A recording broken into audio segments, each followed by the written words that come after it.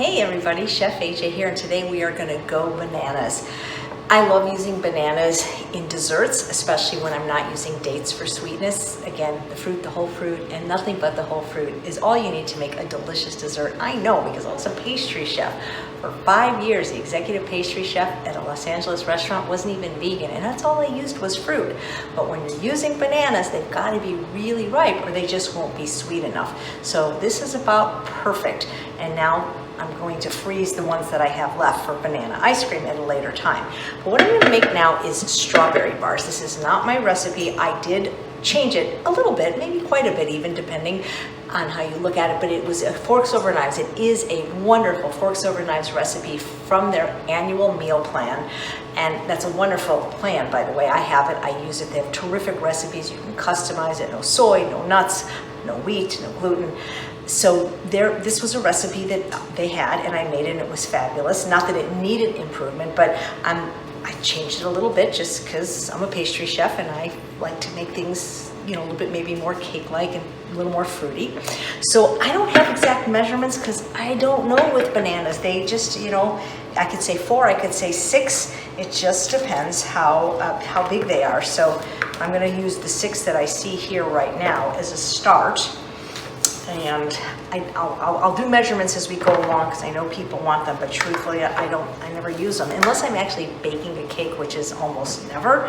When it's got like flour. Like I think I have one recipe that does have flour, my German chocolate cake, and I guess if I was making that, then I would have to measure. Everything else, I really don't. So I'd like you to learn technique, actually, even more than recipes. So I'm hoping I can help you with that. So to do is use my potato masher and mash my bananas. I suppose you could put them in the food processor fitted with the Escalade, but then they're going to get really liquidy, and I want to have some texture, so I'm just going to mash, mash, mash. I'm adding, this was not in the Forks Over Knives recipe, 1/2 cup of non-dairy milk. I added that. It just seemed to make it a little bit creamier and moister, as did the 1 cup of unsweetened applesauce that I also added to the recipe. So I'm just going to mash this until it's nice and incorporated. I might add another banana because these were really small bananas. I always look for the biggest ones I can find when I can. Probably going to add 2 because I like it really banana-y. All that matters is that you have just the oats to get it at the right texture. So it's really relative amounts. And as far as the cinnamon, I just kind of go a couple of shakes. Doesn't matter, a little or a lot. And then basically it's oats, and we're going to bake it. But what makes this so amazing, and I don't know which chef at Forks Over Knives thought of this, if this is Darshana's recipe, is the topping. And the topping, which is going to be baked into the recipe, is jam. And I'm using a jarred jam that I got at Trader Joe's. It's all fruit sweetened fruit juice. You can find it just about in every market. Even when I was in my teens, they were having fruit sweetened jam. You could make your own. I have a recipe on YouTube and in my book for chia jam, where all you do is take fruit and chia seeds and make your own jam. So one of the things I'm going to add is some lemon zest. I'm going to show you 2 different tools. One is called a zester and one is called a microplane. I actually like the zester better because it makes long shreds. It's sort of like if you could imagine a man shaving, you kind of go like that. You get these beautiful long shreds. And then you always move it around because you don't want it on the same area you just zested, because then you'll get the white part, which is the pith, and it's bitter. Now, if I don't have a lemon, which is usually most of the time, I'll zest an orange, and I love orange zest in there. Make sure that you wash it and that you are using organic if you're using the zest. So microplane, you've probably seen people often grate nutmeg. What it does is it makes more like shavings, like little snow. So some people like that better. I find it a little bit more difficult to use. It's sort of like a rasp, but whichever you prefer. It comes out much finer, and I just kind of like the zester better myself. So I'm going to mix that in. And you'll have some chunks of banana. You won't get it completely smooth. I mean, unless you use a food processor, but it'll all bake very nicely. And then I am going to add my oats a cup at a time. I know it's going to need at least 3, so that is a given. I'm just using some gluten-free oats. I'm going to mix it up. I want it thick, but I also want it to be able to pour into the pan. I'm using a 9-inch silicone baking pan. That's what I always use for my baking, since I don't use any oil or oil cooking spray. Nothing will stick to silicone. So you can see it's still kind of a little bit too wet and mushy. So I'm going to add a 4th cup. And how much oats you add really is going to depend on how many bananas you use. You can't mess it up really, because it's basically baked oatmeal is what it is. I've preheated my oven behind me at 350 degrees Fahrenheit. And most of the time I do this in the Breville, actually. Because it's also, so it's pretty good. I don't want it too wet. So I'm a kinesthetic cook. I go by feel. I might not add the whole cup. I'm going to start with a half. So we're at 4.5 now. I just kind of know. I don't know how to explain it. I just know. It's still too gloppy. So we're going to put the rest of it. So 5 cups. But I used a lot of bananas. But I want to make a lot because this is delicious. Regular people have eaten this and lived and liked it. All right, that's perfect now. See, it's kind of, I don't know how to explain it. It's gloppy, but it's not too gloppy. And then one thing I added to the recipe was mini blueberries, 8 ounces. It just made it even more special. I like the little ones better because I think they disperse better. And I don't mind if it gives off a little purple color and colors the whole thing purple, to be honest. So I get it all fully incorporated. Figures my head would itch right in the middle of preparation. There we go. And now I'm going to pour it, or scoop it, into my silicone pan.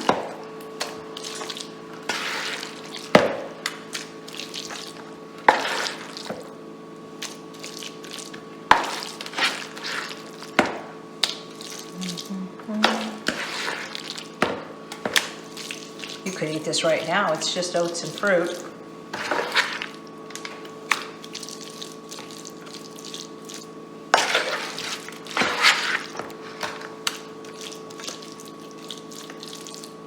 This made quite a lot, so what I'm going to do is I'm going to put it in a second pan, because I could make it really thick, but I actually like the ratio better, topping to oats a little bit less. So luckily I have just about every shape and size of silicone pan. This is actually good that this happened. I have a friend that's recovering from surgery, and now I can make one for her without having to give up mine. Just make it a little more even.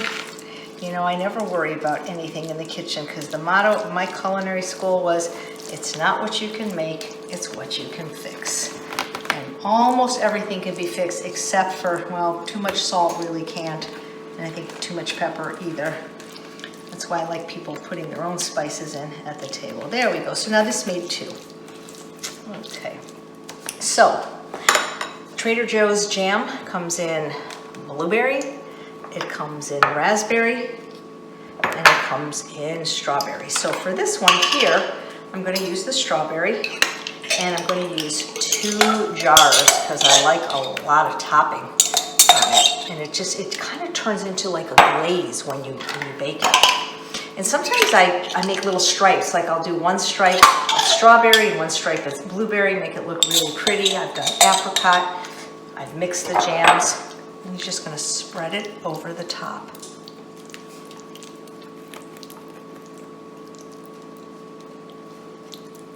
So you get it all covered. I don't know who thought of this, but this is just genius. You can also put fresh fruit on top after it's baked and after it's cooled. That's one thing with baking. You don't want to cut it until it's completely cooled. It's a mistake a lot of people make trying to get things out of pans or cut them before they're cool. You have to wait. And so since I have another one here, why don't I make one blueberry? That smells good.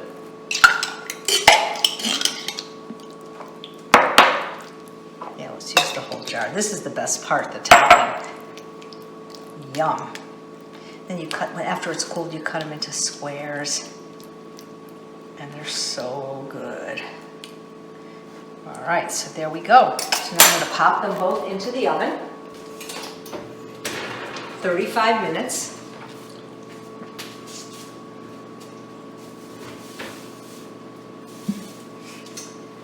And when it's done, the 35 minutes, Alexa, set an alarm for 35 minutes.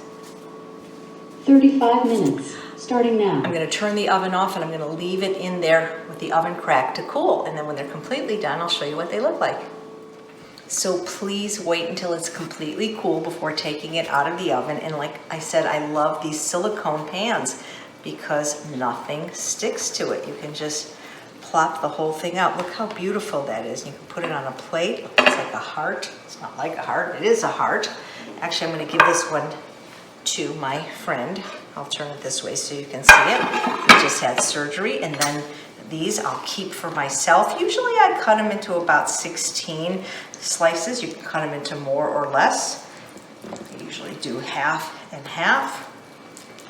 And then I turn it half and half. Sometimes I cut it into triangles. It just depends what I feel like. Sometimes we're really decadent and we put whipped cream on them. Pear whipped cream or peach whipped cream. But these are just so yummy. Yummy, yummy, yummy. I'll just take a few out and just put it next to that.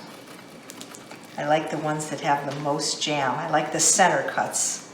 Look at that, beautiful. These are so delicious, and they're just fruit and oats. So if you're sick of your usual oatmeal, if you're bored with just your morning oatmeal, why not try these delicious bars? I hope you like them. We love them.